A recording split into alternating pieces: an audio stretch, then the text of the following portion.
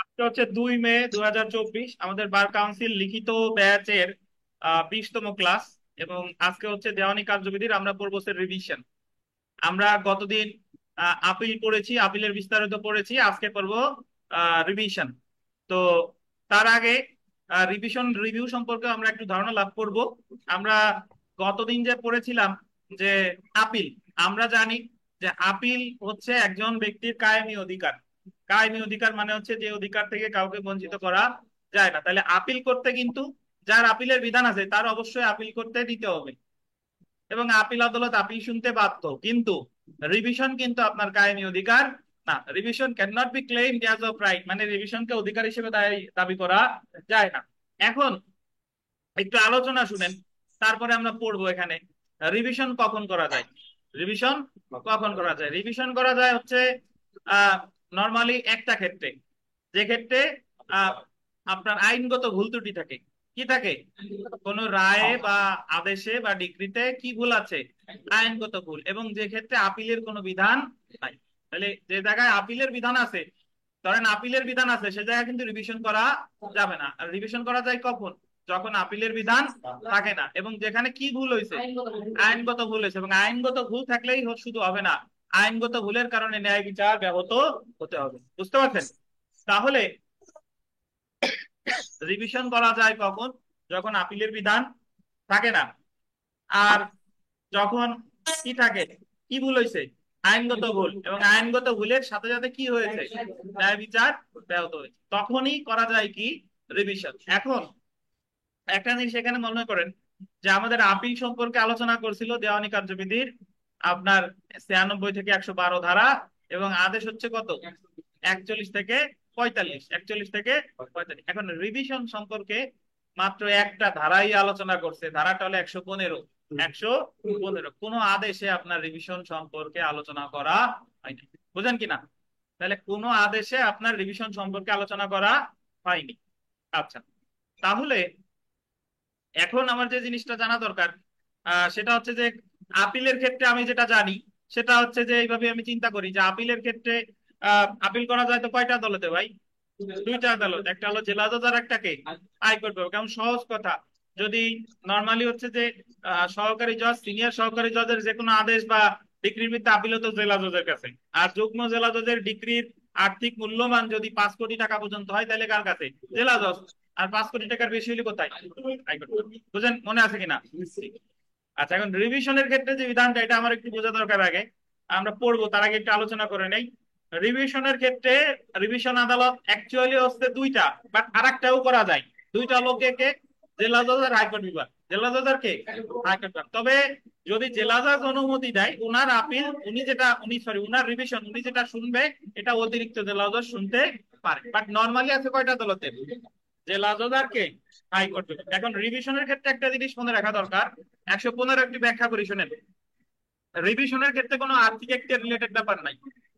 রিভিশনের ক্ষেত্রে আমি দেখবো যে কোন আদালত আদেশ বা ডিক্রিটা দিছে, এটার উপর ডিপেন্ড করবে আমি রিভিশনটা কোথায় করবো। তাহলে আমরা প্রথমে 115 দ্বারাই আমরা জানি রিভিশন সম্পর্কে আলোচনা করছে। প্রথম হলো 115-1।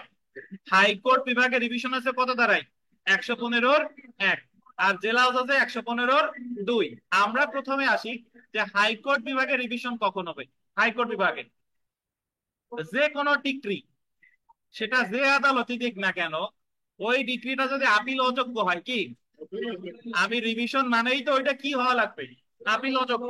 আপিল অযোগ্য। সো এনি ডিক্রি যেটা আছে আপিল যোগ্য না, সেই ডিক্রিটা সহকারী জজ দেখ, সিনিয়র সহকারী জজ দেখ, যুগ্ম জেলা জজ দেখ, অতিরিক্ত জেলা জজ দেখ বা জেলা জজ দেখ, যে ডিক্রিটা হচ্ছে কি আপিল অযোগ্য, তাহলে ডিক্রির বিরুদ্ধে রিভিশন হইলেই রিভিশন চলে যাবে 115 হাইকোর্টে। কোথায় বলেন? হাইকোর্টে। তাহলে আপনার পরীক্ষা যদি প্রশ্ন আসে যে অমুক আদালত ডিক্রি দিছে, তাহলে ওই ডিক্রি যদি আপিল অযোগ্য হয়, রিভিশন কোথায়? 115 কোথায়? হাইকোর্টে। তাহলে এটা কিন্তু অনেকটা, এখন একটা জিনিস সে জায়গায় মনে রাখবেন, ডিক্রির মূল্যমান 5 কোটি টাকার বেশি হইলে, 5 কোটি টাকার কম হইলে এটা কোনো ব্যাপার না। রিভিশনের ক্ষেত্রে কি, এখানে ওই 5 কোটি টাকার বেশি হইলে যে আপিল হবে হাইকোর্টে, আর 5 কোটি টাকার কম হলে যে, সরি, 5 কোটি টাকার বেশি হলে রিভিশন হবে হাইকোর্টে, আর 5 কোটি টাকার কম হলে রিভিশন যে জেলা জজের কাছে হবে, বিষয়টা তা না। বিষয়টা আমি যদি জানি ডিগ্রি, ডিগ্রি হলেই ভাই রিভিশন কোথায়? হাইকোর্টে। বুঝতে পারছেন? আচ্ছা, এছাড়া 115-র একে আর একটা কথা আছে, সেটা হচ্ছে যে জেলা জজ অথবা অতিরিক্ত জেলা জজ যদি কোনো আদেশ দেয়, কি আদেশ? আপিল অযোগ্য আদেশ। আদেশ আগেরটা বললাম হলো ডিক্রির কথা, আগে কিন্তু আদেশের কথা বলি নাই। আর জেলা জজ বা অতিরিক্ত জেলা জজ কি আদেশ দিবে? আপিল অযোগ্য আদেশ। তাহলে উনাদের আপিল অযোগ্য আদেশের বিরুদ্ধেও রিভিশন হবে কোথায়? হাইকোর্ট। কোথায় বলেন? হাইকোর্ট। আচ্ছা, এখন আবার ধরেন আমি এইভাবে চিন্তা করেন যে একটা সুনির্দিষ্ট প্রতিকার আইনে একটা 9 ধারার মামলা, দখল পুনরুদ্ধারের মামলায় সহকারী জজ ডিক্রি দিছে। আমরা জানি 9 ধারার মামলায় আপিল করা যায় না, আবার কি করা যায় না? রিভিউ করা যায় না। তাহলে এই 9 ধারার মামলা ডিক্রি দিল সহকারী জজ, তাহলে এই ডিক্রির ভিতরে প্রতিকার কি বলেন? রিভিশন করতে হবে। কোথায় ভাই? সহকারী জজ দিল যে,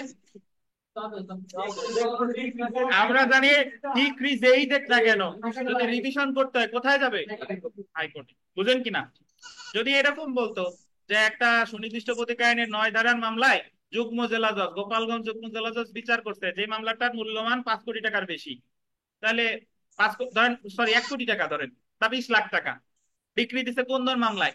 9 ধারার মামলায় যুগ্ম জেলা জজ। আচ্ছা, 20 লাখ তো হয় না, হয় হচ্ছে বর্তমানে হলো যুগ্ম জেলা জজ আপনার 30 লাখ ধরেন। তাহলে কারণ যদি ডিক্রি দিল, তাহলে আপিলটা কোথায় হবে মানে রিভিশনটা কোথায় হবে?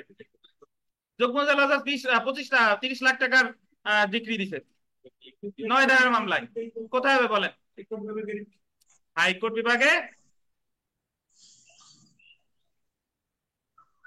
রিভিশন কোথায়? কারণ ডিক্রি আপনার যেই দেখ না কেন, আপনার রিভিশন হচ্ছে কোথায়?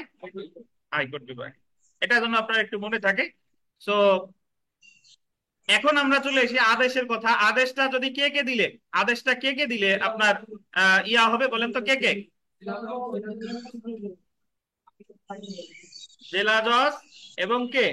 অতিরিক্ত জেলা জজ। ইনরা দুইজন যদি কোনো কি দেয়, আদেশ দেয়, যেটা হচ্ছে কি অযোগ্য, আপিল অযোগ্য, তাহলে সেই ক্ষেত্রেও রিভিশন হবে কোথায়? হাইকোর্ট বিভাগে। আচ্ছা, তাহলে আমাদের অনলাইনে যে ভাই ভাই বোনেরা আছেন, আপনারা একজন বলেন যে হাইকোর্ট বিভাগে তাহলে রিভিশন করা যায় কোন কোন ক্ষেত্রে? হাইকোর্ট বিভাগে রিভিশন করা যায় কোন কোন ক্ষেত্রে বলেন?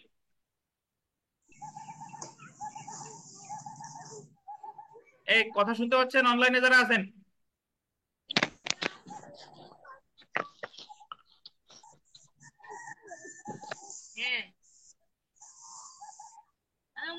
কামরুজ্জামান সাহেব, জি অনুপ স্যার, সাহেব, শুনতেছি স্যার। হাইকোর্ট বিভাগে রিভিশন করা যায় কোন কোন ডিগ্রি, কোন কোন আদেশের ক্ষেত্রে বলেন? জি স্যার, যে কোনো ডিগ্রি দিলে সেটা ডিগ্রি হলে হাইকোর্টে রিভিশন। যে কোনো ডিগ্রি, যে আদালত মন চায় সে আদালত দিক। জি, আর জেলা জজ, অতিরিক্ত জেলা জজ কোন আদেশ দিলে তার বিরুদ্ধে ডিগ্রি আদেশ দিলে তার বিরুদ্ধে রিভিশন চলে যাবে সরাসরি হাইকোর্টে। তার বিরুদ্ধে রিভিশন চলবে কোথায়? হাইকোর্টে। এখন শুনেন, হাইকোর্ট। তাহলে আমরা 115-1 বুঝতে পারলাম। 115-1 হলো হাইকোর্ট বিভাগে রিভিশন এখতিয়ার। এরপরে আমরা চলে এসেছি 115-2। 115-2 এলো কার কাছে? জেলা জজের কাছে। 115-2 আসলে কি বলছে শুনেন। 115-2 এ বলছে যে সহকারী জজ, সিনিয়র সহকারী জজ আর যুগ্ম জেলা জজ যদি কোনো আদেশ দেয়, কি আদেশ? আদেশটা হলো কি? আপিল অযোগ্য। তাহলে সেটার বিরুদ্ধে রিভিশন হবে কোথায়? আচ্ছা, আমি একটু উদাহরণস্বরূপ বলি। ধরেন আপনি সহকারী জজের কাছে আপনি লোকাল ইন্সপেকশনের আবেদন করছেন বা লোকাল ইনভেস্টিগেশনের আবেদন করছেন। সহকারী জজের কাছে লোকাল ইনভেস্টিগেশন 26 আদেশের 9 বিধি, আর লোকাল ইন্সপেকশন 39 আদেশের 7 বিধি। সহকারী জজ ধরেন আপনার আবেদনটা নামঞ্জুর করে দিছে, মানে উনি লোকাল ইন্সপেকশনের আবেদন মঞ্জুর করে নাই। তাহলে এখন আমরা জানি 26 আদেশের 9 বা 39 আদেশের 7 হলো আপিল অযোগ্য আদেশ। আপিল অযোগ্য আদেশ, তাহলে আপনি তো আপিল করতে পারতেছেন না, তাহলে রিভিশন করবেন কোথায়? কেন? জেলা জজ ব্যাখ্যা দেন। কারণ এই আদেশটা দিছে কে? সহকারী জজ। বুঝেন কিনা? এই আদেশটা যদি যুগ্ম জেলা জজ দিত, কেন হাইকোর্ট কেন? এই আদেশটা যদি যুগ্ম জেলা জজ দিত, আদেশ, আদেশ, সহকারী জজ, সিনিয়র সহকারী জজ, যুগ্ম জেলা জজ, এই তিনজন যদি কোনো আদেশ, নট ডিক্রি, কি আদেশ, যেটা হলো আপিল অযোগ্য, তাহলে সেই ক্ষেত্রেও আমার রিভিশন কোথায়? আপনি রিভিশন মনে রাখা খুব বেশি প্যাচের না। 115 একে বললো ডিগ্রি হলে রিভিশন কোথায়? হাইকোর্ট। আর আদেশ যদি জেলা জজ বা অতিরিক্ত জেলা জজ, কোথায়? হাইকোর্টে। আর এগুলা ছাড়া আর যত রিভিশন আছে সব রিভিশন কোথায়? জেলা জজ। তাহলে এগুলো ছাড়া থাকে হলো সহকারী জজ, সিনিয়র সহকারী জজ আর যুগ্ম জেলা জজ যদি কোনো আদেশ দেয়, সেই আদেশটা হচ্ছে কি আপিল অযোগ্য আদেশ, তাহলে সেটার ক্ষেত্রে আমার রিভিশন কোথায়? কোথায় বলেন? জেলা জজের কাছে। এখন এ হচ্ছে মোটামুটি আমার 115-1 আর 115-2।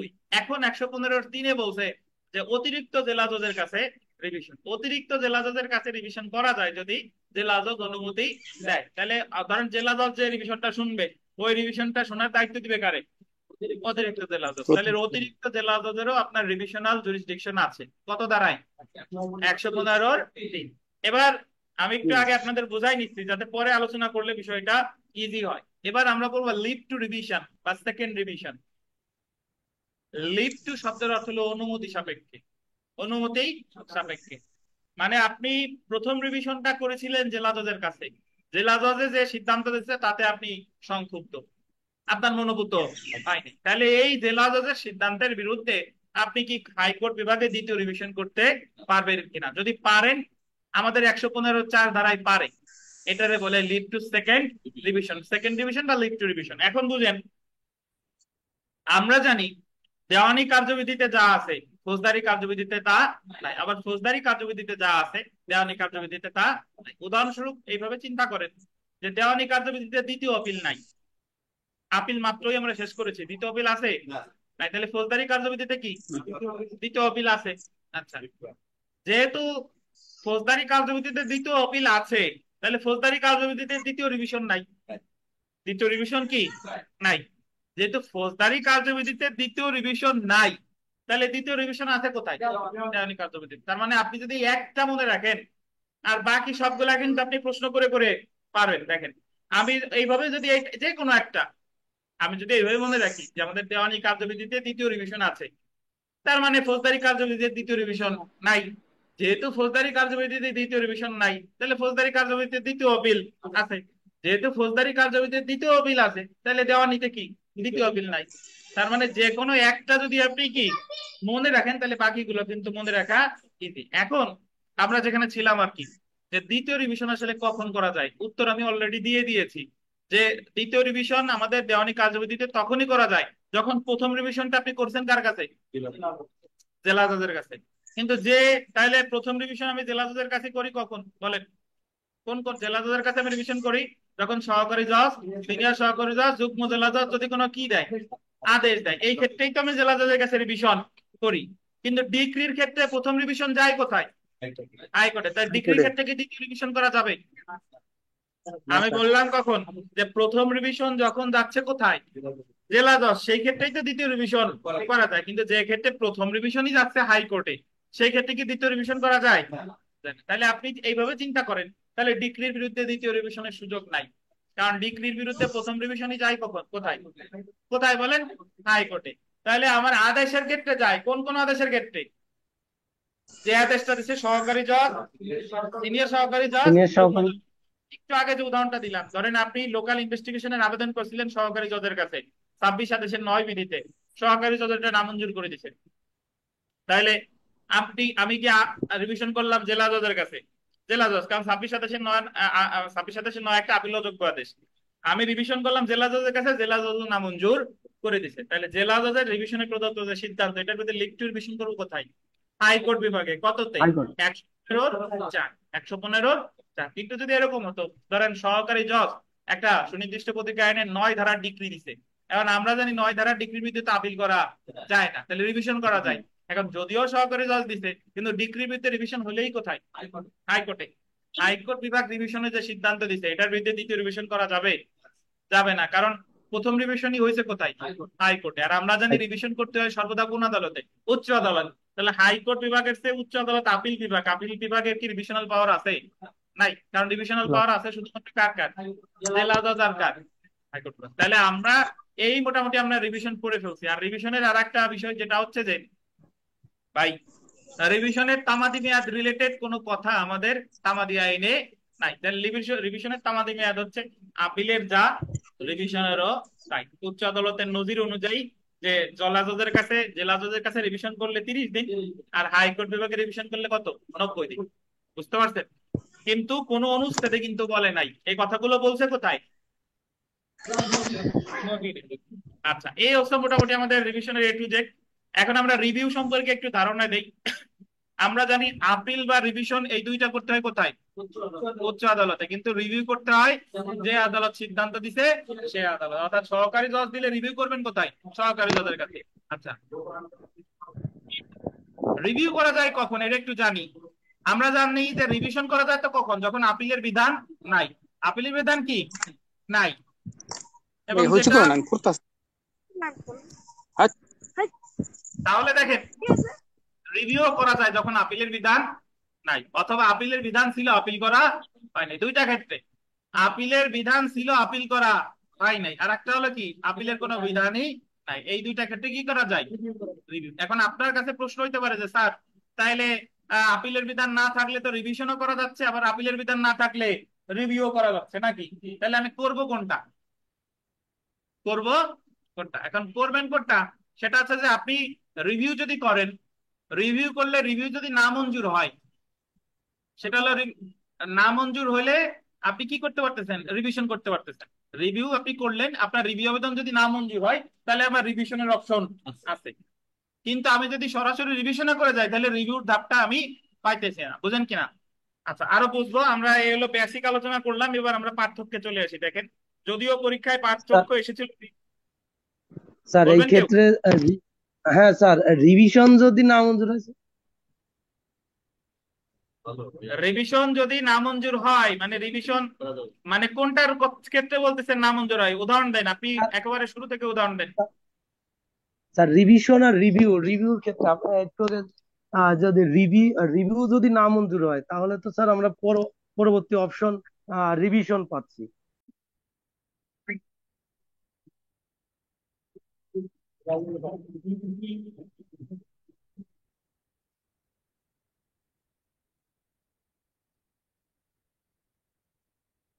হ্যাঁ, অনুপ কই, একসাথে উত্তর দিই, উনি জয়েন করুক তারপরে উত্তর দিই।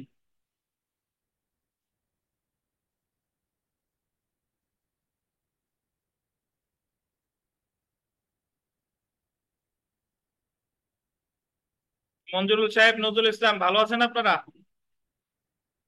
জি জি স্যার, আলহামদুলিল্লাহ স্যার, ভালো আলহামদুলিল্লাহ স্যার। আছি। আমাদের আরো দু একজন ছিল, আপনি ভালো সোহাগ, আছেন? বিপ্লব, এনাদের তো দেখতেছি না। আচ্ছা শুনেন, অনুপ সাহেবের প্রশ্নের উত্তর দিই আমি।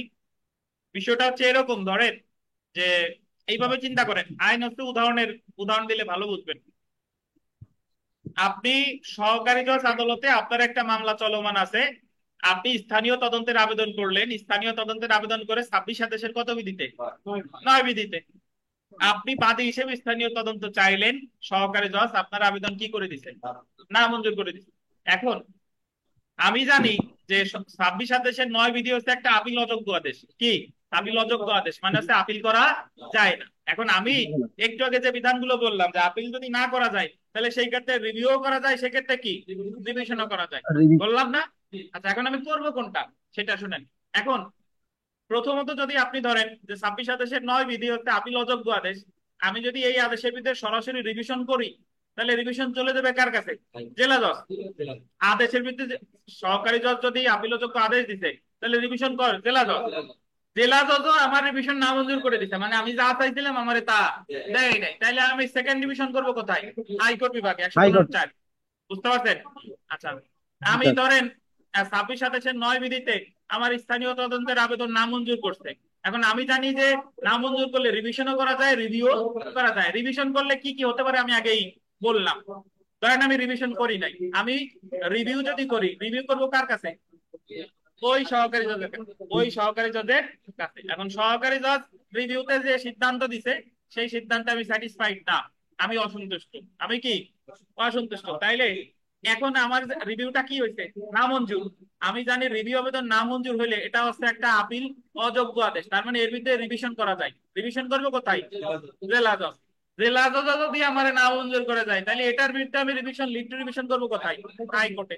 হাইকোর্টে। বুঝতে পারছেন? তাহলে হ্যাঁ জি। আমি যদি রিভিউ পথে যাই, তাহলে আমি ধাপ পাচ্ছি কয়টা? তিনটা। আর আমি যদি রিভিউতে না যাইয়া সরাসরি রিভিশনে যাইতাম, তাহলে আমার ধাপ হয় কয়টা? বুঝতে স্যার পারছেন বোধ হয়। সহকারী স্যার সহকারী দিলে দুইটা হয় স্যার। যে স্যার সহকারী জজ যদি দেয় স্যার, তাহলে দুইটা অপশন হয় না, আমি জেলা জজের কাছে যাব, যদি জেলা জজ না দেয় তাহলে হাইকোর্টে স্যার। সে তো রিভিশনের ক্ষেত্রে বললাম। জি। হ্যাঁ হ্যাঁ স্যার, আমি রিভিশনের কথা বলছি স্যার। হ্যাঁ। আর যদি আমি রিভিউতে যাই, কারণ রিভিউ, প্রথম রিভিউ, রিভিউ তো হয় যে আদালত সিদ্ধান্ত দিছে সেই আদালতে, তাহলে সেই রিভিউ আগে সহকারী জজের কাছে যাব। তারপরে তিনি জি যদি স্যার। রিভিউটা নামঞ্জুর করে দেয়, তাহলে রিভিশন জেলা জজ, জেলা জজ নামঞ্জুর করে দিলে কোথায়? হাইকোর্টে। হাইকোর্টে স্যার। রিভিউর ক্ষেত্রে তিনটা অপশন। বুঝছি স্যার। হ্যাঁ, যদি নামঞ্জুর করে। আপনি বুঝতে পারছেন আপনার প্রশ্নের উত্তর? জি স্যার, জি স্যার। ধন্যবাদ। এবার তাহলে আমরা পার্থক্য পড়বো। দেখেন, আপনাদের এই পার্থক্য আসতে স্যার পারে। হ্যাঁ, বলেন। স্যার একটা একটা কোশ্চেন স্যার, যে মানে লিভ টু আপিলটা স্যার একটু যদি আমি বুঝতে পারি না, একটু যদি ক্লিয়ার করতেন স্যার। লিভ টু মানে কেন আপিল আমরা বলতে লিভ টু কেন আমরা রিভিশন বলতে। সেকেন্ড মানে কি রিভিশন কেন আমরা ইয়ে করবো, রিভিশনটা অ্যাপ্লিকেশনটা কেন করবো সেকেন্ড টাইম স্যার, এটা একটু যদি ক্লিয়ার। সেকেন্ড টাইম ক্যান করবেন তাই? আচ্ছা। জি স্যার। ধরেন, আগের উদাহরণই বুঝাই, যে সহকারী জজের কাছে আপনি বাদী হিসেবে আবেদন করছিলেন স্থানীয় তদন্তের। আর ওই ওই ওই মামলায় জয় লাভের জন্য আপনি চাচ্ছেন একজন অ্যাডভোকেট প্রফেশনাল যাতে আপনার জমিতে গিয়ে দেখে আসে যে আসলে এই পরিস্থিতি কি। আপনি চাইলেন অ্যাডভোকেট কমিশনার নিয়োগের জন্য স্থানীয় তদন্তের, আপনি আবেদন করলেন। আদালত আপনার আবেদন নামঞ্জুর করে দিচ্ছে। উনি বললো যে না, এই মুহূর্তে কোনো আপনার কি করা যাবে না, কমিশন নিয়োগ করা যাবে না। ধন্যবাদ।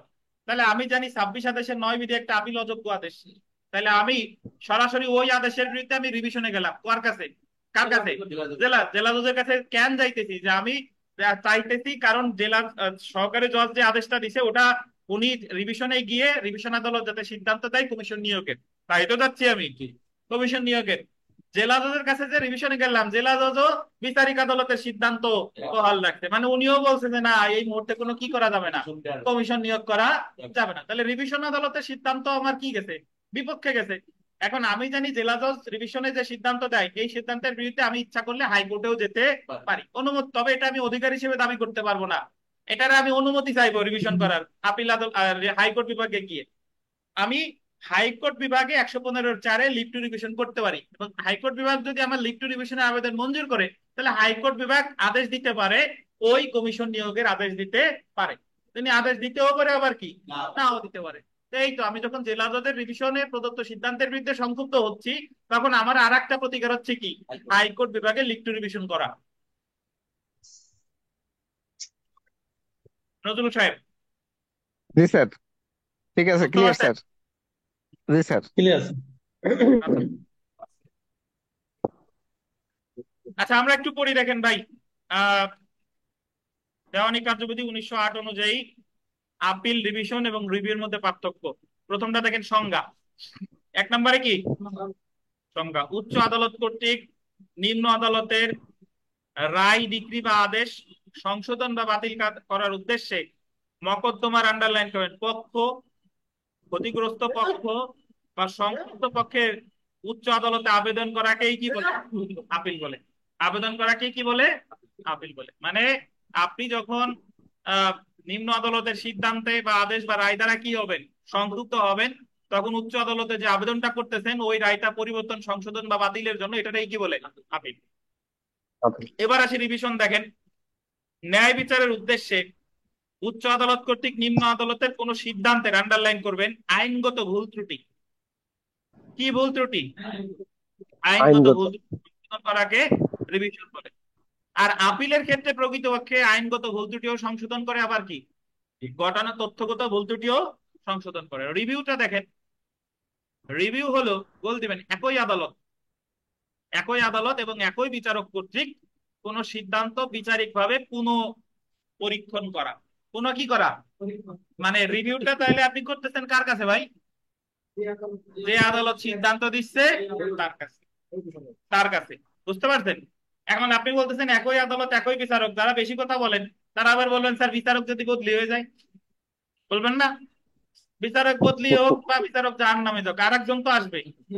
এই জায়গায় জি একই স্যার। বিচারক মানে ওই নামের বিচারক হওয়া লাগবে বিষয়টা তা না। গোপালগঞ্জ সহকারী জজ সে আর থাকে তার কাছে। বুঝতে পারছেন? আচ্ছা, 2 নম্বর পার্থক্যে আসি, যে ধারা বা আদেশ দেখেন। আপিল সম্পর্কে 96 থেকে কত ধারা, 112 ধারা 112 এবং 41 আদেশ থেকে 45 আদেশ পর্যন্ত আলোচনা করা হয়েছে। আচ্ছা। অপরদিকে দেখেন রিভিশন সম্পর্কে কত ধারায়, 115 ধারায় আলোচনা করছে। তাহলে রিভিশন সম্পর্কে কোন আদেশে বলছে? বলে নাই। দেখেন রিভিউ সম্পর্কে আন্ডারলাইন করবেন, 114 ধারা এবং 47 আদেশে আলোচনা করা হয়েছে। তাহলে রিভিউ সম্পর্কে কততে ভাই? 114 ধারা আর কত, 114, 47 আদেশ। আচ্ছা, 45। আমরা চলে আসি দায়েরের ক্ষেত্রসমূহ। দেখেন দায়েরের ক্ষেত্রসমূহ ঘটনাগত এবং আইনগত উভয় ক্ষেত্রেই আপিল করা যায়। মানে আপিল করতে হলে আপনি শুধুমাত্র ঘটনাগত ক্ষেত্রেও করা যায়, আবার কি আইনগত ক্ষেত্রেও করা যায়। তবে দেখেন রিভিশনের ক্ষেত্রে শুধুমাত্র আইনগত ভুলের কারণে ন্যায় বিচার হলেই রিভিশন করা যায়। কিন্তু রিভিশন করা যায় কখন? শুধুমাত্র কি এরর অফ ল, মানে আইনগত ভুল। Error of law occasioning failure of justice, মানে আপনার আইনগত ভুলের কারণে যদি ন্যায় বিচার ব্যাহত হয়। রিভিউটা দেখেন, নথিতে কোনো আন্ডারলাইন করবেন করণিক ভুল হলে বা নতুন বিষয়ের উদ্ভব হলে কেবলমাত্র তখনই রিভিউ করা যায়। নথিতে ধরেন নাম ছিল তানবীর, রায়ে বা ডিক্রিতে নাম হয়ে গেছে আনবীর, তাহলে এটা করণিক ভুল। তর জায়গা সরে হয়ে গেছে নাকি, না সরে আ, বা সরে আও না, ওই দাগটা বেশি হয়ে গেছে। যাই হোক, তাহলে এটা সংশোধন করার জন্য কি করতে হবে? রিভিউ। আচ্ছা, কারণটা দেখেন। কারণ কারণ আমরা 4 নম্বর পয়েন্টটা দেখি, যে আইনে নিষেধ না থাকলে রায় বা ডিক্রি দ্বারা সংক্ষুব্ধ হলেই আপিল দায়ের করা যায়। অর্থাৎ যদি আইনে নিষেধ না থাকে তাহলে যে কোনো রায় বা ডিক্রির বিরুদ্ধে, যে কোনো রায় বা ডিক্রির বিরুদ্ধেই কি করা যায়? আপিল করা যায়। রায় বা ডিক্রি বা আদেশের বিরুদ্ধে আপিলের বিধান না থাকলে বা আইনগত ভুলের কারণে ন্যায় বিচার ব্যাহত হলে কেবলই রিভিশন করা যায়। মানে বলতেছে যদি আপিলের বিধান না থাকে অথবা যদি কি হয়, আইনগত ভুল থাকলেই হবে না, আইনগত ভুলের সাথে সাথে কি লাগবে? ন্যায় বিচার ব্যাহত হলে তখনই কি করা যায়? রিভিশন করা যায়। পরেরটা দেখেন, রায় ও ডিক্রি বা আদেশের বিরুদ্ধে আপিলের বিধান আন্ডারলাইন করবেন। আপিলের বিধান থাকা সত্ত্বেও আন্ডারলাইন করবেন, আপিল না করলে। মানে আপিলের বিধান ছিল 30 দিন সময়, 30 দিন চলে গেছে, আপনি আর কি করেন নাই? আপিল করেন নাই। বা আন্ডারলাইন করবেন আপিলের বিধান না থাকলে। একটা হলো আপিলের বিধান ছিল, আপিল করেন নাই, আর একটা হলো আপিলের বিধান টোটালি কি নাই। এবং আন্ডারলাইন করবেন স্মল কজ আদালতের রেফারেন্সে প্রদত্ত সিদ্ধান্তের বিরুদ্ধে রিভিউ করা যায়। তাহলে রিভিউ করা যায় কয়টা ক্ষেত্রে তানভীর? কি কি বলেন? হ্যাঁ, করা হয় নাই, বিধানই নাই। আর একটা স্মল কজ, স্মল কজ আদালতের রেফারেন্সে প্রদত্ত সিদ্ধান্তের বিরুদ্ধে রিভিউ করা যায়। এরপর দেখেন আদালত, 5 নম্বরে আদালত। আপিল দায়ের করতে হয় সর্বদা কোন আদালতে? উচ্চ আদালত, যেমন জেলা জজ আদালতে অথবা কোথায়? রিভিশন দায়ের করতে হয় সর্বদা কোথায়? উচ্চ আদালতে, জেলা জজ আদালত অথবা হাইকোর্ট বিভাগ। এই এই যদি আমি আপিল বা রিভিশনের পার্থক্য লিখি তাহলে কিন্তু এই পার্থক্যটা অ্যাকচুয়ালি হয় না, কারণ এটা হলো সাদৃশ্য হয়ে যায়, মানে মিল হয়ে যায়। কিন্তু আপনাদের বোঝার তাগিদে আর কি এই জায়গা লেখছে। কিন্তু রিভিউর সাথে যদি আপিলের পার্থক্য বা রিভিউর সাথে রিভিশনের পার্থক্য লেখেন তাইলে আবার হয়। দেখেন, যে আদালত ডিক্রি বা আদেশ প্রদান করেছে সে আদালতে রিভিউ করা যায়। তার মানে আপিল বা রিভিশন এটা করে কোথায় ভাই? উচ্চ উচ্চ আদালতে। আদালতে। উচ্চ আদালত মানে কত উঁচু, কয় তলায়? কত উঁচু বলে, কত উঁচু তানভীর? মানে কত উঁচু আদালতে সেটা বলছি। উঁচু আদালত যদি ধরেন তাহলে এবার গোপালগঞ্জ করা যাবে। স্যার সবচাইতে উচ্চ, স্যার স্যার সবচাইতে আট, উঁচু আদালত স্যার। আর স্যার গোপালগঞ্জের আটতলা থেকে আছে উঁচু নদী গোপালগঞ্জ স্যার। আর সহকারী সিটি এগুলা হলো কি উপরে জায়গা দেখেন। তাহলে উচ্চ বলতে কিন্তু আপনার দেখার যে উচ্চতা এটা বোঝাই নাই, পদের দিক দিয়ে যে উচ্চ সে। তারপরে দেখেন আবেদন ক্রমে বা স্ব-উদ্যোগ, আন্ডারলাইন করেন আবেদন ক্রমে বা স্ব-উদ্যোগ। এটা যদি আমরা দেখি যে আন্ডারলাইন করুন, মকদ্দমার পক্ষ, ক্ষতিগ্রস্ত পক্ষ, সংক্ষুব্ধ পক্ষের আবেদনের ভিত্তিতে আদালত আপিল শুনতে পারে। তাইলে মামলার পক্ষ মানে বাদী বা বিবাদী, ক্ষতিগ্রস্ত পক্ষ মানে অন্য কেউ, বাদী বিবাদী না, বাট অন্য যে ক্ষতিগ্রস্ত হয়েছে। আর একটা হচ্ছে আপনার সংক্ষুব্ধ, মানে আপনার সংক্ষুব্ধ পক্ষ, সেও বাদী বিবাদী হওয়ার প্রয়োজন নাই, যে সংক্ষুব্ধ, হুইজ অ্যাগ্রিড। তবে এই লাইনটা আমরা স্ব উদ্যোগে আদালত আপিল শুনতে পারে না, সো মোটো আপিল হয় না। আপিল কি স্ব উদ্যোগে, আবেদন করতে পারি। বুঝতে পারছেন? জি স্যার। মকদ্দমা রিভিশনের ক্ষেত্রে দেখেন, মকদ্দমার পক্ষের আবেদন ক্রমেও হয়, বা স্ব উদ্যোগে আপিল, স্ব উদ্যোগে রিভিশন শুনতে পারে, মানে সুমোটো রিভিশন হয়। সুমোটো কি রিভিশন হয়, কিন্তু সুমোটো আপিল হয়। আচ্ছা, সুমোটো বুঝেন তো কি? নিজ উদ্যোগে, নিজ উদ্যোগে। তারপরটা দেখেন, শুধুমাত্র সংক্ষুব্ধ ব্যক্তির আবেদন ক্রমে আদালত রিভিউ আবেদন শুনতে পারে, তবে রায় বা ডিক্রিতে আন্ডারলাইন করবেন, করণিক ভুল থাকলে আন্ডারলাইন করেন, 152 ধারার বিধান মতে আদালত নিজ উদ্যোগে রায় রিভিউ করে উক্ত করণিক ভুল সংশোধন করতে পারে। তাহলে আমরা জানি যে যখন করণিক কোনো ভুল থাকে তাহলে সেই রায় রিভিউ করতে পারে আদালত, নিজ উদ্যোগেও পারে, পক্ষগণের আবেদনের ভিত্তিতেও পারে। কত ধারায়? 152 ধারায়। এবার আমরা চলে এসেছি তামাদি মেয়াদ। দেখেন তামাদি মেয়াদ, তানভীর যেটা ভুল বলছিল সে জায়গায় আসি। তামাদি মেয়াদ দেখেন, তামাদি আইনের আন্ডারলাইন করবেন, 152 ধারার বিধান মতে জেলা জজ আদালতে আপিল করার সময় কতদিন? 30 দিন। এবং 156 ধারার বিধান মতে হাইকোর্ট বিভাগে আপিল করার সময় কতদিন? 90 দিন। আচ্ছা, এখানে অনেকেই আপনারা মাঝে মাঝে আমরা একটু ওলট পালট করে ফেলি, সেটা হচ্ছে যে অনেক সময় এই 90 দিনের জায়গায় 60 দিন লিখি, এটা সঠিক না। কারণ ফৌজদারিতে হাইকোর্টে আপিলের মেয়াদ হলো 60 দিন, সেটা আমরা এই জায়গায় লিখে ফেলি, কিন্তু দেওয়ানি কার্যবিধিতে 30-এর সাথে 30 হলো জেলা জজ, আর হাইকোর্ট বিভাগের কত? 90। মনে থাকে যেন। 152 সমান সমান কত? 30। আর 152 ধারা আছে, এটা কেটে অনুচ্ছেদ লেখেন, ভুলে ধারা হয়ে গেছে, 152 আর 56 ধারা আছে, এটা কেটে অনুচ্ছেদ লেখেন দয়া করে।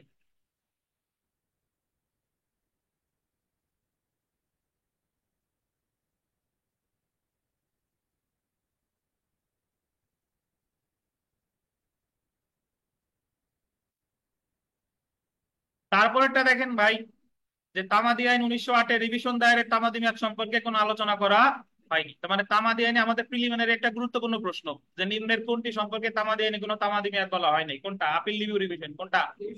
রিভিশন। তবে আন্ডারলাইন করেন, বিচারিক নজির অনুযায়ী জেলা জজ আদালতে রিভিশন করার সময় 30 দিন এবং হাইকোর্ট বিভাগে কত? 90 দিন। এই বিচারিক নজির বয়স কত তানভীর? জন্মগ্রহণ করছেন 47-এ। আচ্ছা, বিচারিক নজির এটা হচ্ছে যে, বিচারিক নজির বলতে বোঝায় উচ্চ আদালতের সিদ্ধান্ত, এটা ডিএলআর হতে পারে, এমএলআর হতে পারে, এমএলটি, যাই হোক না কেন। আহ ইনি কোনো ব্যক্তি না, ইনি কোনো ব্যক্তি না, নজির নামক কোনো ব্যক্তি কিন্তু না। তারপরে দেখেন, তামাদি আইনের 173 ধারা অনুযায়ী যে কোনো দেওয়ানি আদালতে রিভিউ দায়ের তামাদি মেয়াদ কতদিন? 90 দিন। অর্থাৎ আপনি সহকারী জজের কাছে করলেও 90 দিন, সিনিয়র সহকারী জজের কাছে করলেও 90 দিন, জেলা জজের কাছে করলেও কি 90 দিন, হাইকোর্ট বিভাগে করলেও কি 90 দিন। অর্থাৎ আপনি রিভিউ যে আদালতেই করেন না কেন, রিভিউ তো ডেফিনেটলি যে আদালত সিদ্ধান্ত দিতেছে সে আদালতেই করতে হয় নাকি? তাহলে রিভিউ এর সময় কত? 90। হ্যাঁ, অনুষ্ঠিত হবে, জি, ধারা লিখে ফেলছি, অনুচ্ছেদ লেখেন, 173 অনুচ্ছেদ হবে। আচ্ছা, আমরা প্রতিকারে চলে আসি। দেখেন, আপিল আদালতের সিদ্ধান্তের বিরুদ্ধে রিভিউ, রিভিশন বা কিছু ক্ষেত্রে বিবিধ আপিল করা যায়। মানে আপিল আদালত যদি কোনো সিদ্ধান্ত দেয়, সেই সিদ্ধান্তের বিরুদ্ধে কি করা যায়? রিভিউ করা যায় অথবা রিভিশন করা যায়, আর কিছু ক্ষেত্রে কি করা যায়? বিবিধ আপিল। ওই যে কিছু ক্ষেত্রে ক্লাস শুরুর আগে আলোচনা করলাম, যে 41 আদেশের 23, 41 আদেশের 19-এর আবেদন যদি নামঞ্জুর হয়, 41 আদেশের 21-এর আবেদন যদি কি নামঞ্জুর হয়, এই সকল ক্ষেত্রে বিবিধ আপিল করা যায়। আর অধিকাংশ ক্ষেত্রেই করা যায় কি রিভিউ অথবা রিভিশন। তারপরটা দেখেন, রিভিশন আদালতের সিদ্ধান্তের বিরুদ্ধে দ্বিতীয় বা লিভ টু রিভিশন দায়ের করা যায়। দ্বিতীয় বা কি লিভ টু রিভিশন। রিভিউ মঞ্জুর হলে উক্ত আদেশের বিরুদ্ধে বিবিধ আপিল করা যায়, এবং রিভিউ আন্ডারলাইন করেন না মঞ্জুর হলে উক্ত আদেশের কি রিভিশন। তো আপনি মনে রাখবেন, রিভিউ মঞ্জুর সমান সমান কি আপিল, আর রিভিউ না মঞ্জুর সমান সমান কি রিভিশন।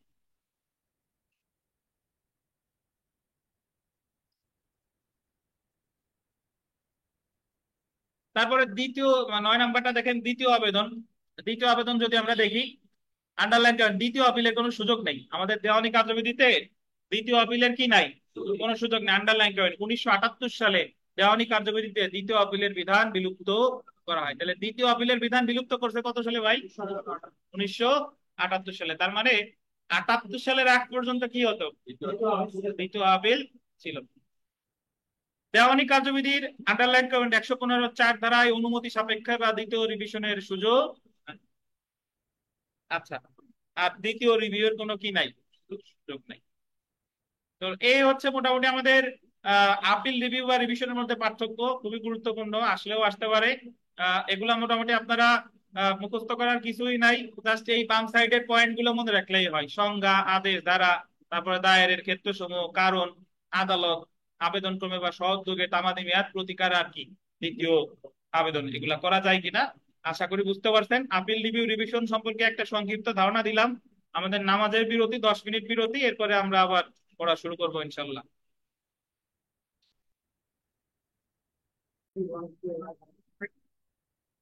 আচ্ছা, তাহলে দেখেন আমরা বিরতির পর ক্লাস শুরু করি। আমরা মোটামুটি বিরতির আগে আপিল রিভিউ রিভিশন এই তিনটার পার্থক্য আলোচনা করেছি। এখন আমরা দেখি, আসেন যে যে খ নাম্বার যে প্রশ্ন দেখেন যে কোন ক্ষেত্রে এবং কিভাবে জেলা জজ এবং অতিরিক্ত জেলা জজ রিভিশনাল ক্ষমতা প্রয়োগ করতে পারে, মানে জেলা জজ বা অতিরিক্ত জেলা জজ কোন কোন ক্ষেত্রে রিভিশন ক্ষমতা প্রয়োগ করতে পারে। তাহলে অ্যাকচুয়ালি এখানে আমাকে জানতে চেয়েছে 115-1 না 2, বলেন তো? জেলা জজ আর অতিরিক্ত জেলা জজ, তাহলে 115-2 আর কত? 115-3। এই জায়গায় কিন্তু অ্যাকচুয়ালি কোনো হাইকোর্ট জানতে চাই না, বাট জানতে চাক বা না চাক আমার দায়িত্ব হচ্ছে কি হাইকোর্ট সহ দেওয়া। বুঝতে পারছেন? তাহলে সরাসরি আমরা প্রথমে একটু রিভিশন সম্পর্কে, রিভিশনের ধারণা দিয়ে নিব আর কি, সংজ্ঞা আর কি। রিভিশন যদি দেখি, দেখেন রিভিশন অর্থ হলো ক্ষমতা সম্পন্ন উচ্চ আদালত কর্তৃক নিম্ন আদালতের কোন মকদ্দমার সিদ্ধান্তের, আন্ডারলাইন করবেন, আইনগত ভুল ত্রুটি সংশোধন। তাহলে উচ্চ আদালত কর্তৃক নিম্ন আদালতের যে কোনো ডিক্রি বা আদেশ বা রায়ের যে আইনগত ভুল ত্রুটি সংশোধন, একেই কি বলে? রিভিশন বলে। অর্থাৎ শুধুমাত্র আইনগত ক্ষেত্রে রিভিশন দায়ের করা যায়। তাহলে রিভিশন দায়ের করা যায় শুধুমাত্র কোন ক্ষেত্রে? আইনগত ক্ষেত্রে। দেওয়ানি কার্যবিধির আন্ডারলাইন করবেন 115 ধারায় রিভিশন সম্পর্কে আলোচনা করা হয়েছে। কত আদেশ? 115 ধারার সাথে আদেশ কত তানভীর? আদেশ উল্লেখ করে নাই। ধন্যবাদ। তারপরে দেখেন আমরা চলে আসি যে রিভিশন দায়েরের কারণ। রিভিশন দায়েরের কারণ, দেওয়ানি কার্যবিধির 115 ধারার বক্তব্য ও উচ্চ আদালতের বিভিন্ন সিদ্ধান্তের পরিপ্রেক্ষিতে বলা যায় নিম্নোক্ত কারণে রিভিশন দায়ের করা যাবে। তাহলে আমরা এখানে বলতেছি যে কি কি 115 ধারার বক্তব্য আর কে উচ্চ আদালতের সিদ্ধান্তের প্রেক্ষিতে নিম্নোক্ত ক্ষেত্রে, দেখেন আন্ডারলাইন করবেন, ডিক্রি বা আদেশের বিরুদ্ধে আপিলের বিধান না থাকে। যে ডিক্রি বা আদেশের বিরুদ্ধে কি করা যায় না? আপিল করা যায় না। তারপরে দেখেন নিম্ন আদালতের আইনগত ভুল ত্রুটি সংশোধন করার জন্য, নিম্ন আদালত যদি কোনো আপনার কোনো আইনগত ভুল ত্রুটি করে থাকে সেই ক্ষেত্রেও কি করা যায়? রিভিশন করা যায়। উক্ত আইনগত ভুল ত্রুটির কারণে, আন্ডারলাইন করবেন, ন্যায় বিচার ব্যাহত হইলে। আইনগত ভুল ত্রুটির কারণে কি হয়েছে? ন্যায় বিচার ব্যাহত হয়েছে। তারপর দেখেন শুধুমাত্র আইনগত ভুলের ক্ষেত্রে আদালত রিভিশন ক্ষমতা প্রয়োগ করবে না, বরং আন্ডারলাইন করবেন, আইনগত ভুল ত্রুটি দ্বারা যদি ন্যায় বিচার ব্যাহত হয় কেবলমাত্র তখনই আদালত রিভিশন ক্ষমতা প্রয়োগ করবে। তাহলে রিভিশন ক্ষমতা প্রয়োগ করতে হলে শুধু আইনগত ভুল ত্রুটি হলে হবে? ভুল ত্রুটির সাথে কি লাগবে? ন্যায় বিচার ব্যাহত, তখনই কি করা যাবে? রিভিশন করা যাবে। তাহলে আমরা কি কি কারণে রিভিশন করা যায় এটা পেলাম। এবার দেখেন রিভিশনের আবেদনকারী বা যিনি রিভিশন দায়ের করতে পারেন, রিভিশন করতে পারেন। আমরা যদি আপনাদের বলি, দেখেন আমরা যখন আপিল পড়েছিলাম বলছিলাম আপিল কি, তারপরে আপিল কে কে করতে পারে বলছিলাম না? আপিল কে কে করতে পারে তাকে আমাদের দেওয়ানি কার্যবিধিতে বলছে, বলে নাই। তাহলে আমরা পেয়েছিলাম কিভাবে? উচ্চ আদালতের নজির অনুযায়ী মামলার পক্ষরাও পারে, সংক্ষুব্ধ পক্ষ পারে, ক্ষতিগ্রস্ত কোনো ব্যক্তিও পারে, তাতে সে মামলার পক্ষ যদি কি নাও থাকে তবুও সে কি করতে পারে? আপিল করতে পারে। ঠিক একই ভাবে যদি আমরা দেখি যে রিভিশন, তাহলে কি করতে পারে? দেখেন দেওয়ানি কার্যবিধি 1908-এর আন্ডারলাইন করেন 115-এর উপধারা 1 ও 2 হতে বোঝা যায় যে সংক্ষুব্ধ সংক্ষুব্ধ পক্ষের আবেদনের ভিত্তিতে বা আন্ডারলাইন করেন রিভিশন আদালত নিজ উদ্যোগে সুমুটো নিম্ন আদালতের সিদ্ধান্তের বিরুদ্ধে রিভিশন ক্ষমতা প্রয়োগ করতে পারে। তাহলে কেউ আবেদন করে নাই রিভিশনের, তবুও মানে উচ্চ আদালত রিভিশন ক্ষমতা প্রয়োগ করতে পারে কিনা বলেন? পারে। পারে, কিন্তু নিজ উদ্যোগে কিন্তু আপিল করতে পারে। নিজ উদ্যোগে আপিল। তো প্রিলিমিনারির জন্য ভালো প্রশ্ন একটা, যে এমসিকিউতে, যে কোনটা নিজ উদ্যোগে আদালত করতে পারে, আপিল না রিভিশন? রিভিশন। আবার রিভিউ নিজ উদ্যোগে পারে, তাহলে নিজ উদ্যোগে পারে না কোনটা? আপিল।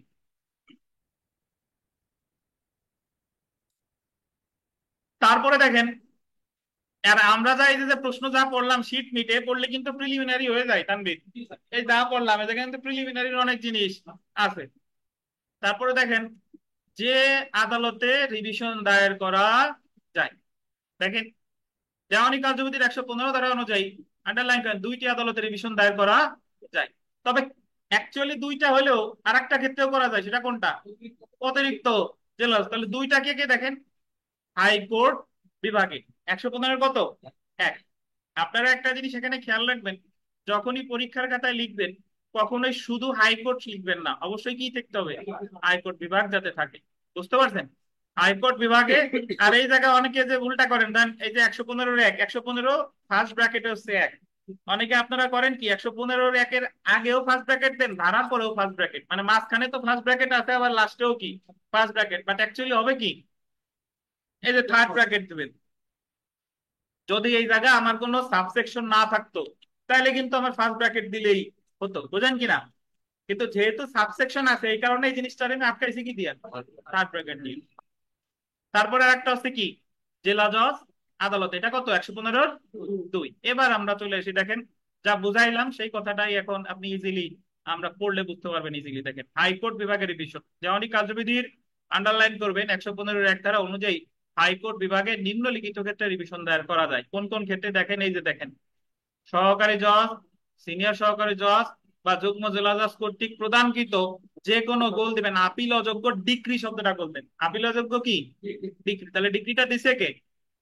সহকারী জজ, সিনিয়র সহকারী জজ আর কে? যুগ্ম জেলা জজ। এটা যদি কোনো আপিল অযোগ্য ডিক্রির বিরুদ্ধে রিভিশন দায়ের করতে হবে সর্বদা কোথায়?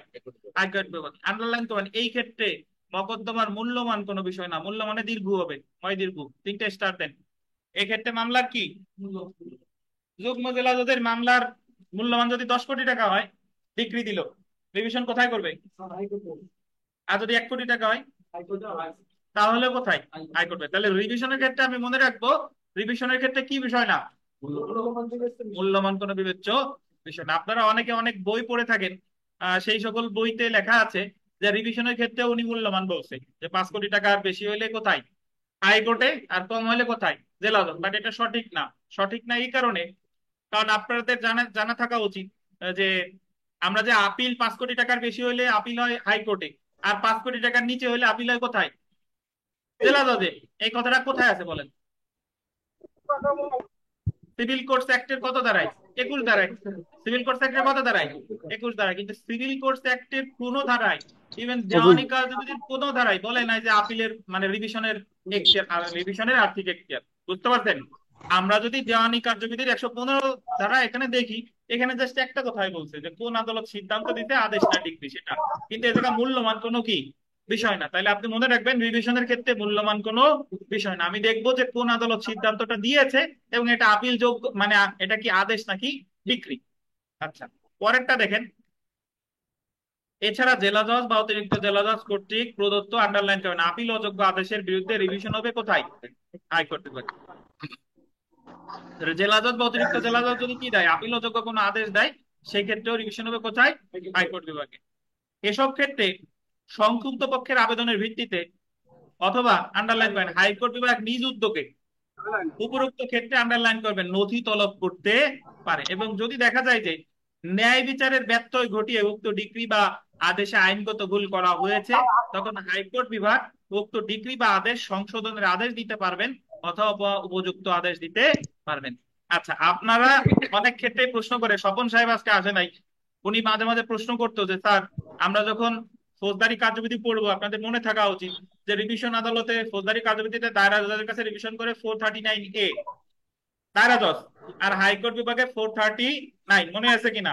এবং উভয় আমি 439A তে যাই আর 439-এ যাই, যাই না কেন সাথে লাগবে 435। 435, ওটা ছিল কি নথি তলব। মানে আমি যে জায়গায় যাই না কেন, আমি তো যাই হাইকোর্টে রিভিশন করলাম, বা হাইকোর্ট ওই নথিটা তলব করবে কত দ্বারাই, 435 দ্বারাই। কিন্তু এই আমাদের যে আহ দেওয়ানি কার্যবিধিতে যে রিভিশন, এখানে নথি তলবের জন্য আলাদা ধারা নাই। এই নথি তলবের কথা কোথায় বলা আছে? এই 115 ধারার মধ্যেই বলা আছে। বুঝেন কিনা? তাহলে এই জায়গা নথি তলবের কি আলাদা ধারা আছে? ফৌজদারিতে নথি তলবের কি আলাদা ধারা আছে। আচ্ছা, তাহলে সংক্ষুব্ধ পক্ষের আবেদনের ভিত্তিতে বা হাইকোর্ট বিভাগ নিজ উদ্যোগে কি করতে পারে? নথি তলব করতে পারে। এবং উনি যদি নথি তলব করার পর যদি দেখে যে যে আইনের ব্যত্যয় ঘটিয়ে কোনো ডিক্রি বা আদেশ দেওয়া হয়েছে, তাহলে উনি ডিক্রি বা আদেশ সংশোধন করতে পারে, বাতিল করতে পারে, বা কি করতে পারে, পরিবর্তন করতে পারে, বা উপযুক্ত যে কোনো আদেশ দিতে পারে। এবার আমরা চলে এসে দেখেন জেলা জজ আদালতের রিভিশন। এখানে 2 নাম্বার দেন। ওই জায়গায় হাইকোর্টের রিভিশন না, এটা 1 নাম্বার দেন, আর জেলা জজ আদালতের রিভিশন এটা 2 নাম্বার দেন। বুঝেন নাই বোধহয়?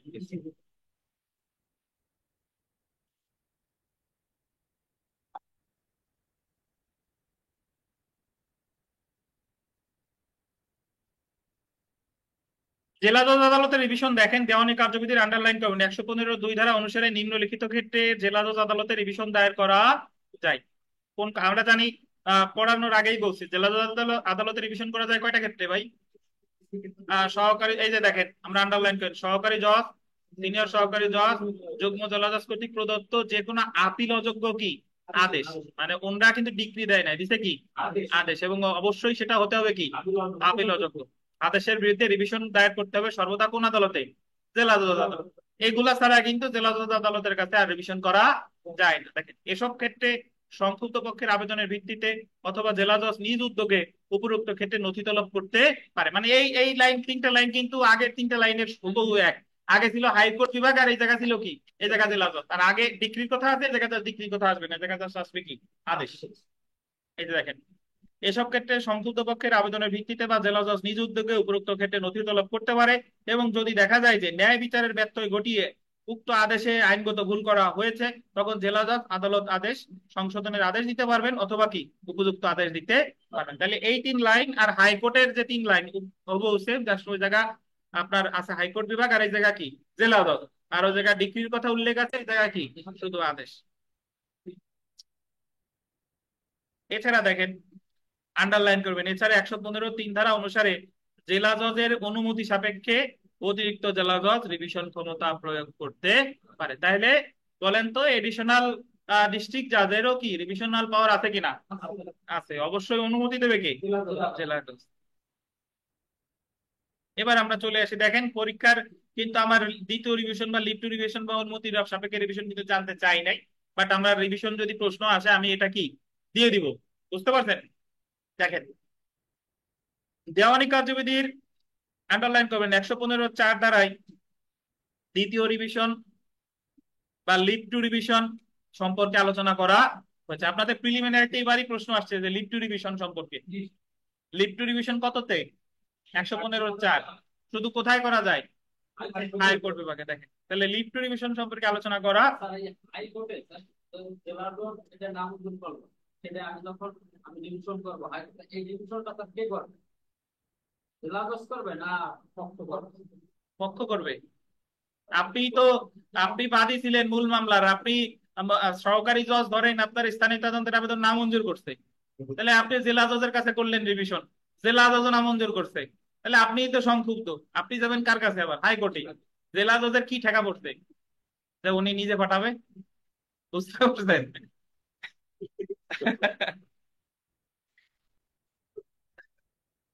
আপনি নিজে নিয়ে গেলে তাই শুনতেছেন, আর জেলা জজের ঠেকা পড়ছে যে আপনার তা ওই জায়গা পাঠাবেন। মানে উনি খারিজ করে এবার উনি পাঠাবে যে আমি খারিজ করলাম, আপনি দেখেন। তাহলে হাইকোর্ট তো না শোকজ দেবে না যে তুমি নিজে খারিজ করে আবার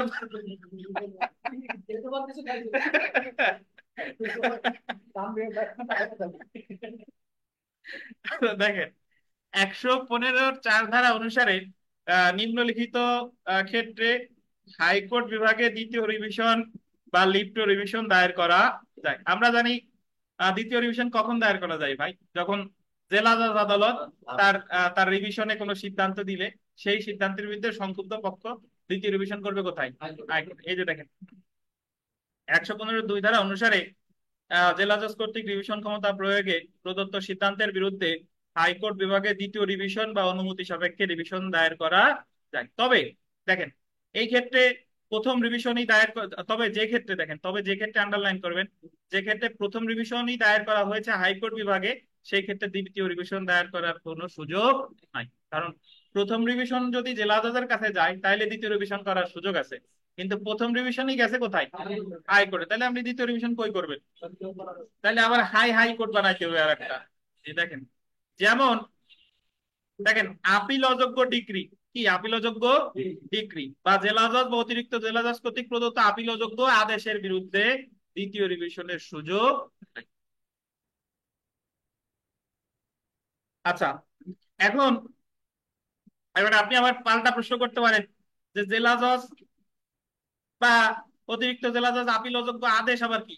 জেলা জজ বা অতিরিক্ত জেলা জজের আপিল অযোগ্য আদেশ হচ্ছে যে যে মামলাটার কোর্ট অফ ফার্স্ট ইনস্ট্যান্স হচ্ছে ধরেন জেলা জজ, কপিরাইটের মামলা, ট্রেডমার্কের মামলা, এই মামলা হয় কোথায়? জেলা জজের কাছে। এখন জেলা জজ যদি ওই মামলায় একটা আদেশ দেয়, যে আদেশটা হচ্ছে কি আপিল অযোগ্য, সে আদেশের ভিতরে রিভিশন কোথায় হবে? হাইকোর্টে। তাহলে ওই জায়গায় কি দ্বিতীয় রিভিশনের সুযোগ আছে? নাই। তাহলে ডিক্রির বিরুদ্ধে দ্বিতীয় রিভিশনের সুযোগ নাই। আর যদি জেলা জজ বা অতিরিক্ত জেলা জজ কোনো আদেশ দেয় সেক্ষেত্রেও কি দ্বিতীয় রিভিশনের সুযোগ নাই। কিন্তু জেলা জজ বা অতিরিক্ত জেলা জজ যদি রিভিশনাল কোর্ট হিসেবে আদেশ দেয় তাহলে কিন্তু আবার দ্বিতীয় রিভিশনের সুযোগ আছে। পার্থক্য বুঝেন? আচ্ছা, তাহলে এই হচ্ছে মোটামুটি আমাদের পরীক্ষার প্রশ্ন আসছিল খ নাম্বার প্রশ্নে, যে আর কোন ক্ষেত্রে এবং কিভাবে জেলা জজ বা অতিরিক্ত জেলা জজ রিভিশনাল ক্ষমতা প্রয়োগ করতে পারে, বুঝেন কিনা? আচ্ছা,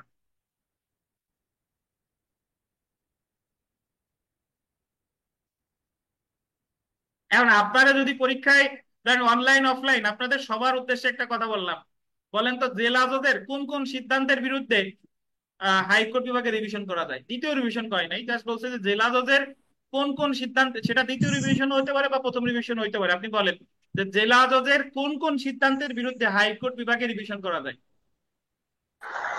বলেন তো। অনলাইন ডিগ্রির অফলাইন বিরুদ্ধে সবার স্যার। উদ্দেশ্যে বলি, বললাম যে জেলা জজের কোন কোন সিদ্ধান্তের বিরুদ্ধে হাইকোর্ট বিভাগে রিভিশন করা যায়, বলেন। আপনারা তো জানেন, বলেন।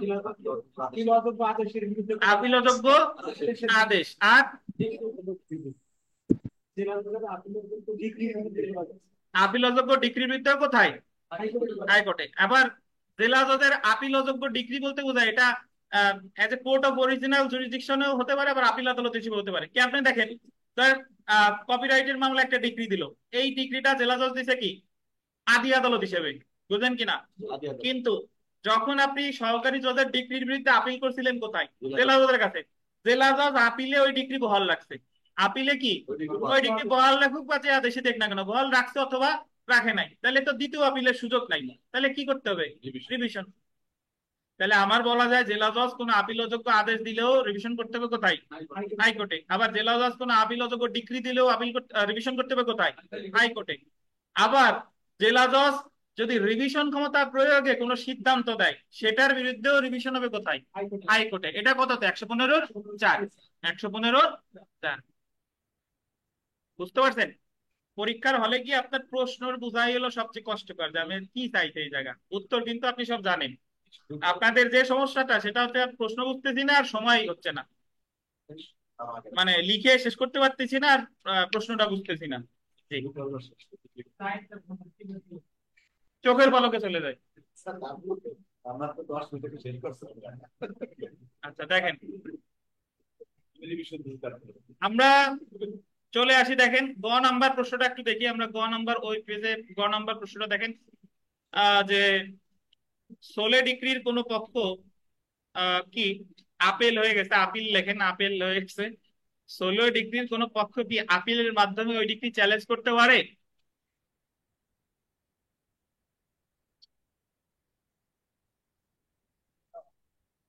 তানভীর সাহেব, সোলে ডিক্রি কারে বলে বলেন? দুই পক্ষের ভিতরে আপস মীমাংসা হয়, যে পক্ষটা হয় তাই বলে দেখি। কততে দেয়? এটা 93 ধারা। সোলে ডিগ্রি 96 তিন ধারায় দেয়।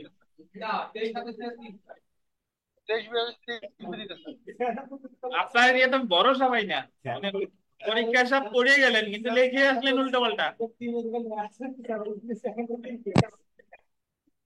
সোলে ডিগ্রি অনলাইনে যারা আছেন, সোলে ডিগ্রি দেয় কততে বলেন? 23 3 বিধিতে স্যার। 23 আদেশের 3 বিধিতে। 3 বিধিতে আচ্ছা, স্যার। ধন্যবাদ। দেখেন আমরা একটু পড়ি।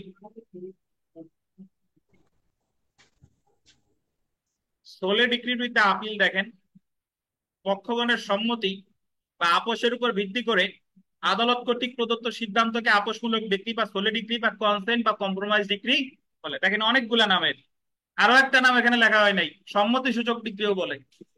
এটারে বলে আপোষমূলক ডিগ্রি, সোলে ডিগ্রি, সম্মতি সূচক ডিগ্রি, কনসেন্ট ডিগ্রি অথবা কি কম্প্রোমাইজ ডিগ্রি। না, মধ্যস্থতা কিন্তু আলাদা ডিগ্রি, মেডিয়েশনের ডিগ্রি আলাদা ডিগ্রি, বাট ওটা সোলে ডিগ্রির মতো করে দেওয়া হয়।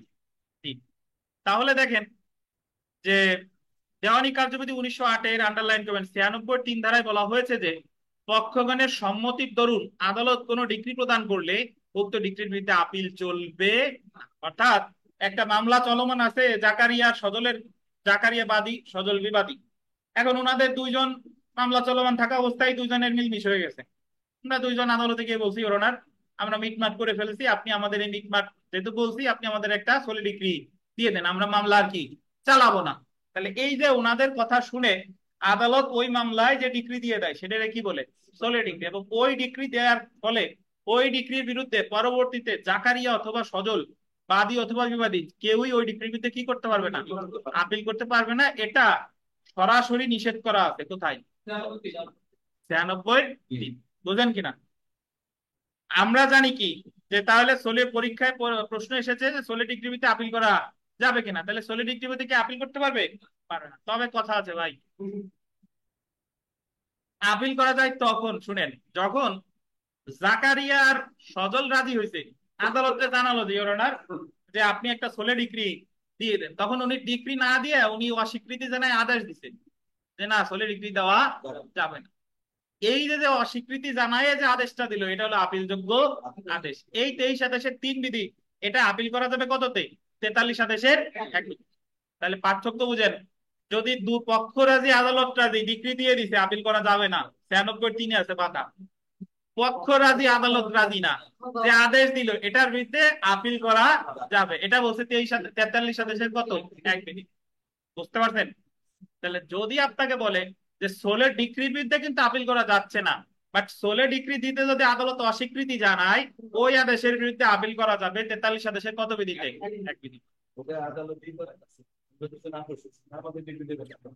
নাও দিতে পারে অনেক ক্ষেত্রে আদালত যদি শুনেন, আপনি বইতে ধরেন যে দেওয়ানি প্র্যাকটিস করেন বা যে ফৌজদারিতে অনেক কিছু দেখা যায়, দেওয়ানিতে আপনি অনেক জিনিস পড়ে যাবেন, বাট অ্যাডভোকেসি করতেছেন এক জীবনে সব জিনিসের দেখা পাবেন না। বুঝতে পারছেন? সব জিনিসের দেখা পাবেন না, বাট আপনি মানে হয়তোবা দেখা গেলো এক জীবনে একবার দেখা পাইছেন। রেস্টিটিউশনের দরখাস্ত কয়জন উকিল সাহেব করছে খুঁজে নেন, মানে আমরা যে ডিগ্রি জারি অনেকেই করে, বাট রেস্টিটিউশন মানে প্রত্যার্পণ এটা খুব রেয়ার। দেখেন, তাই বলা যায় যে সোলে ডিগ্রির কোনো পক্ষ আপিলের মাধ্যমে উক্ত ডিগ্রিকে চ্যালেঞ্জ করতে পারবে না। তবে যদি এরকম হয় যে মকদ্দমার উভয় পক্ষ সোলে ডিগ্রির ব্যাপারে একমত হলেও আদালত ডিগ্রি দিতে কি জানায়? অস্বীকৃতি জানিয়ে কোনো আদেশ দিলে উক্ত আদেশের বিরুদ্ধে সংক্ষুব্ধ পক্ষ দেওয়ানি কার্যবিধি 43 আদেশের 1 বিধি অনুসারে উচ্চ আদালতে আন্ডারলাইন করেন বিবিধ আপিল করতে পারে। বিবিধ আপিল মানে কি তানভীর?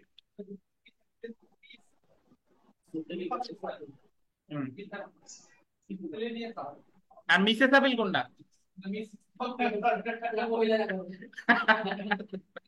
দেখেন, এছাড়া আদালত কর্তৃক প্রদত্ত সোলে ডিগ্রির বিরুদ্ধে সংক্ষুব্ধ পক্ষ দেওয়ানি কার্যবিধি আন্ডারলাইন করবেন 115 ধারায় উচ্চ আদালতে রিভিশন দায়ের করতে পারে।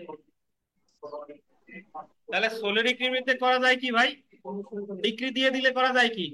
রিভিশন। আর ডিগ্রি যদি না পক্ষ রাজি বাট আদালত ডিগ্রি দেয় নাই তখন করা যাবে কি? তখন করা যাবে আপিল। ওই আদেশের বিরুদ্ধে করা যাবে আপিল। আমরা একটু আপনাদের দুইটা প্রবলেমেটিক প্রশ্ন আছে, আমরা করি লেখি নাই, এটা আগামী দিন একটু বাকি আছে পড়বো। তার আগে আপনারা উমা নাম্বার প্রশ্নটা দেখেন। উমা, উমা, এই পিয়াল আছেন আপনি? জি স্যার, আছি স্যার। এই স্ক্রিনে যে উমা নাম্বার প্রশ্ন আছে এটা পড়েন, জোরে জোরে পড়েন। ঢাকা জেলার প্রথম সহকারী জজ আদালত একটি সত্য মামলায় পলাশের আর্জি সংশোধনের দরখাস্ত খারিজ করলে তার বিরুদ্ধে পলাশ জেলা জজ ঢাকা বরাবর একটি দেওয়ানি রিভিশন মামলা দায়ের করেন, কিন্তু উক্ত রিভিশনটি জেলা জজ আদালত কর্তৃক খারিজ হয়। এক্ষেত্রে পলাশের প্রতিকার কি, আলোচনা করুন। আবার পড়েন, আর একবার পড়েন পিয়াল, আস্তে আস্তে পড়েন।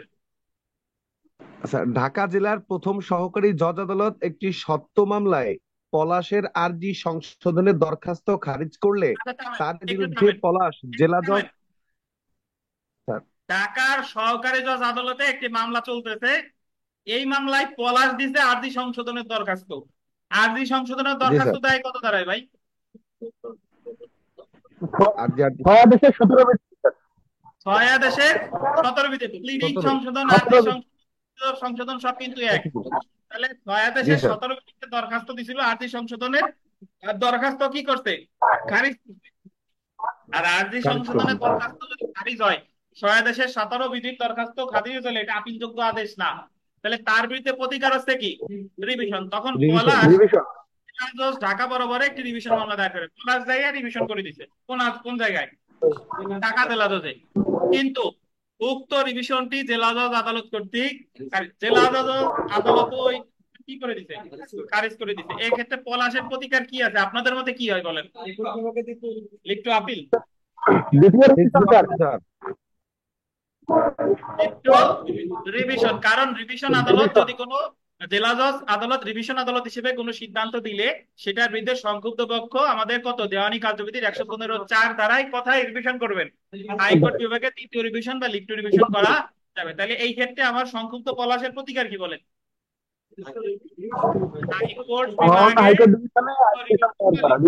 আবেদন। বুঝতে পারছেন? তাহলে এই প্রশ্নটা আপনারা লিখবেন কিভাবে? ঘটনার বর্ণনা কত দূর লিখবো বলেন? ঘটনা বর্ণনা কি? আচ্ছা, তাহলে বিচার্য আদালত বিষয়, কর্তৃক খারিজ হয় স্যার। বিচার্য বিষয় কি লিখবো? স্যার এক্ষেত্রে স্যার পলাশের প্রতিকার কি স্যার, উক্ত ঘটনা। আলোচনা করতে হবে। আর আইনগত পর্যালোচনায় কি লিখবেন? স্যার ওই যে আপনারা লিভ টু আপিলের ঘটনা স্যার এখানে লিখে দিব স্যার, আপনারা লিভ টু রিভিশনের বিষয়টা। আপনারা এই আইনগত উমো নাম্বার প্রশ্নের আইনগত পর্যালোচনাটা লিখে দেখান সবাই, অনলাইন অফলাইন যারা আছেন। এইটুক লেখার পর ক্লাস শেষ, এটা একটু লিখে দেখান।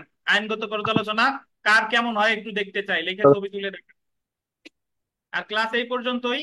সবাই লিখেন, এই সোহাগ বলেন, কামরুজ্জামান সাহেব, যারা যারা পসিবল সবাই লিখে দেখান। আর যারা যারা কাজে আছেন তাদের দরকার নাই, বাট যাদের যারা পসিবল তারা লিখে দেখান এই প্রশ্নটার আইনগত পর্যালোচনা।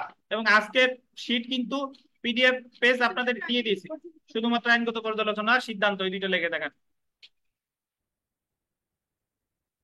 তো আজকে এই পর্যন্তই, ধন্যবাদ, ভালো থাকবেন। আর আগামী রোববার আবার ক্লাস। সবাই যারা যারা আসে না তাদেরকে অবগত করবেন যাতে সবাই ক্লাস করে। আল্লাহ হাফেজ। আর এটা লিখে দেখান।